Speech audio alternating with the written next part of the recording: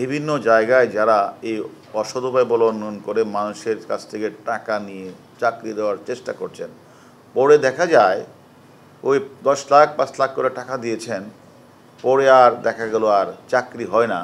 আমরা মনে করি সকলকে অ্যালার্ট থাকতে হবে, আর আমাদের প্রত্যেকের পিতামাতার উচিত হবে এই অবৈধ পন্থায় কেউ যেন না যায়।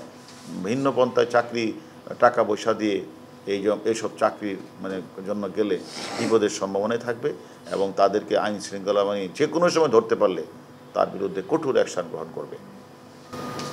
এর আগে আমরা দেখেছি বিভিন্ন সময় এরকম সব কথা হয়েছে, কিন্তু এদের মাধ্যমে যাদের চাকরি হয়েছে তাদের বিরুদ্ধে কোনো পদক্ষেপ নেবেন কিনা?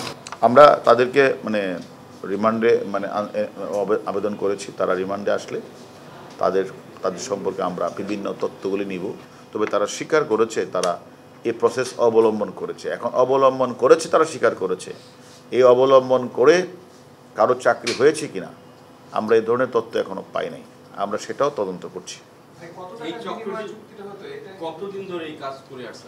আপনারা তো দীর্ঘদিন অভিযান চলছে, পরীক্ষার্থীরা কি ঠিকানোর দায়িত্ব নেই, সেটা কারা কারা জড়িত তাদের শনাক্ত করা?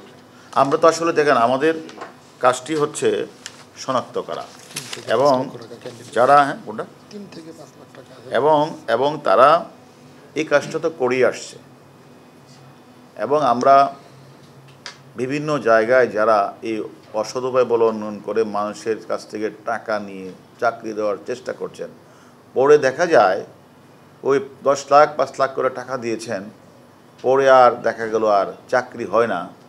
পরে কিন্তু আমাদের কাছে আসা অভিযোগ করে আমি মুখকে টাকা দিয়েছিলাম, আমাকে চাকরি দিবে, পয়সা দিবে, ওই কথা আর বলে না যে প্রশ্ন আগে দিয়ে দিবি, কথা বলে না, প্রশ্ন দিয়েছিল, অথবা বলে সে আমাকে একটা ফলস প্রশ্নপত্র দিয়েছিল, আমি টিকি নাই, অনেক কথা বলে। তা আমি মনে করি টাকা দেওয়া এবং না দুটি খারাপ। আমি মনে করি যে সকল অভিভাবক, যে সকল পরীক্ষার্থী শিক্ষার্থী টাকা দিয়ে কলেজ বিশ্ববিদ্যালয়ে ভর্তির চেষ্টা অথবা টাকা দিয়ে চাকরি পাওয়ার চেষ্টা করেন, যদি আমরা এ ধরনের তথ্য প্রমাণ পাই, আমরা মনে করি যে টাকা দিয়েছেন তাকেও আমরা ধরবো, আর যাকে টাকা নেই তাকে তো আমরা ধরবোই, দুই পক্ষকেই আমরা ধরবো। Thank you. তারা প্রথমত যে কাজটা করে, তারা যে ওই MCQ বা লিখিত পরীক্ষাটা থাকে, তারা বলে যে আমাদেরকে 5 লাখ করে দেন, আমরা আপনাদেরকে এটা করে দেব। পরে যখন আবার ওই ভাই গিয়ে তো তার এই কাজ তো আর করতে পারে না, তখন চাকরি বাকরি অনেকেরই হয় না, তখন এসেই আমাদের কাছে এই ধরনের কমপ্লেনগুলি করে।